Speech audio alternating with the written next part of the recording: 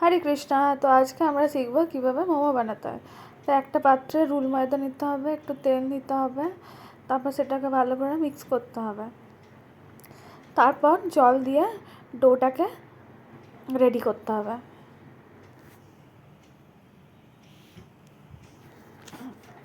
তো এইভাবে একটু একটু করে জল দিয়ে এইভাবে ডোটাকে মেখে রেডি করে নিতে হবে, দিয়ে ঢাকা দিয়ে রাখতে হবে 10 থেকে 15 মিনিট।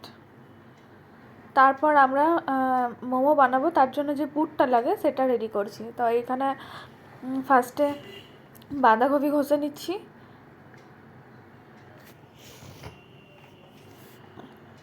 তো তারপর তার মধ্যে নুন মাখিয়ে আধ ঘন্টা ওইভাবে রেখে দিতে হবে।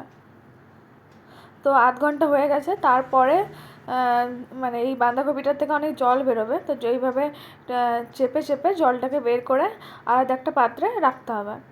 তো তারপর আমি এখানে দিলাম ধনেপাতা কুচি, লঙ্কা কুচি, চাট মশলা আর গোলমরিচ গুঁড়ো।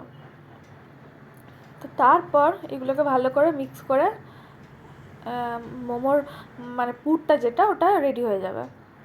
তো তারপরে যে ডোটা বানিয়েছিলাম তার মধ্যে একটা ছোট্ট লুই কেটে এইভাবে রুল ময়দা দিয়ে বেলে নিচ্ছি।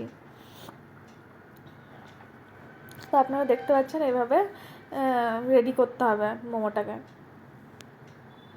সাইডে জল দিলাম যাতে ভালোভাবে মানে মোমোটা রেডি করা যায়, ছিটকে যায় যাতে।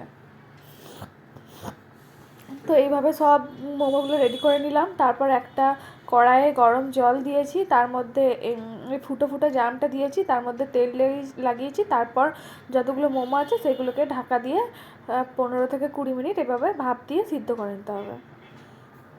তো এইভাবে আমাদের রেডি মোমো। তো তার মধ্যে চাট মশলা বিটুন ছড়ালাম। তো এইবারে মোমোর সাথে আমরা যে চাটনিটা খাই সেটাকে বানাতে হবে। তো একটা কড়াইয়ে তেল নিতে হবে, আর আদা লঙ্কা আর টমেটো বাটা দিয়ে দিতে হবে।